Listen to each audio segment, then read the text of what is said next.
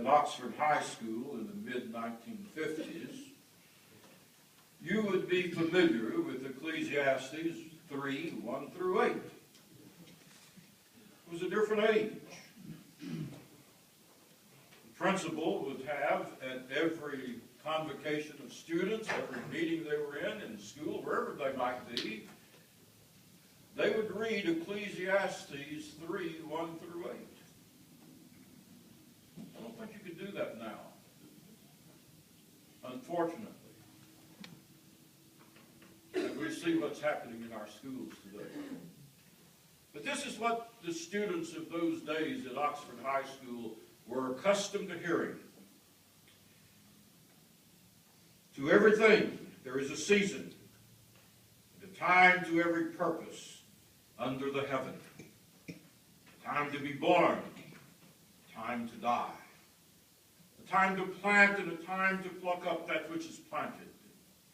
A time to kill and a time to heal. A time to break down and a time to build up. A time to weep and a time to laugh.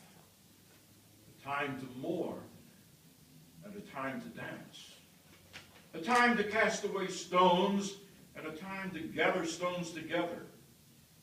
A time to embrace and a time to refrain from embracing. A time to get and a time to lose. A time to keep and a time to cast away. A time to rend and a time to sow. A time to keep silence and a time to speak. A time to love and a time to hate. A time of war and a time of peace. Our Lord Jesus Christ spoke of a time to die. In the 14th chapter of the Gospel of John, that very familiar passage, he spoke concerning his own death, which was just a few short hours away. The scene was the upper room. The occasion was the Jewish Passover and the institution of what we call the Lord's Supper. In this chapter, Jesus gives three great promises based upon three strong imperatives. The first imperative in the first verse: do not let your heart be troubled. You believe in God. Believe also in me. And this imperative,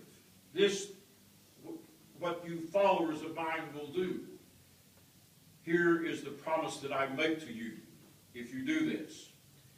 In my Father's house are many dwelling places. If it were not so, I would have told you. I go to prepare a place for you. And if I go and prepare a place for you, I will come again and receive you unto myself, that where I am, there you may be also. The second imperative, verse 12. Verily, verily, I say unto you, he that believeth on me, the works that I do, he shall do also, and greater works than these shall he do. That's the command. That's the imperative. Here is the promise that follows. Whatsoever you ask in my name, that will I do, that the Father may be glorified in the Son. If you shall ask anything in my name, I will do it. And the third imperative: if you love me, you will keep my commandments. And here's the promise that comes after that. I will come, and I will abide with you forever. Even the Spirit of truth, whom the world cannot receive, because it sees him not, does not know him. But you know him, for he has dwelled within you, and shall be in you. I will not leave you comfortless. I will come to you. It is upon these imperatives that Harvey Robert Williams, Jr. built his life. And it is in these promises in which he now rests. There's another great promise in this chapter. Jesus said in the second verse, I'm going to prepare a place for you, a dwelling place. And I'm going to be there with you when this life is over. I've got a place for you, and you're going to come and abide with me.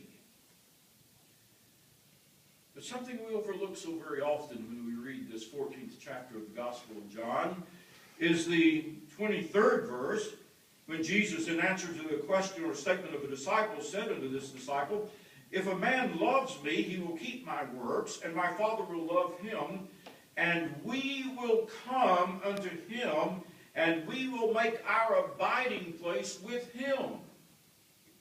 Now what is John saying here? What is Jesus saying to us through John? That it's in this life, during this dwelling upon earth, in the flesh, in the body, if we keep his commandments, he's going to live with us.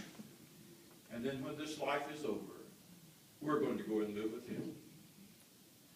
A wonderful promise that Robert Harvey has now realized in his life. Now, to conclude our service, Clark is going to come and offer our closing prayer.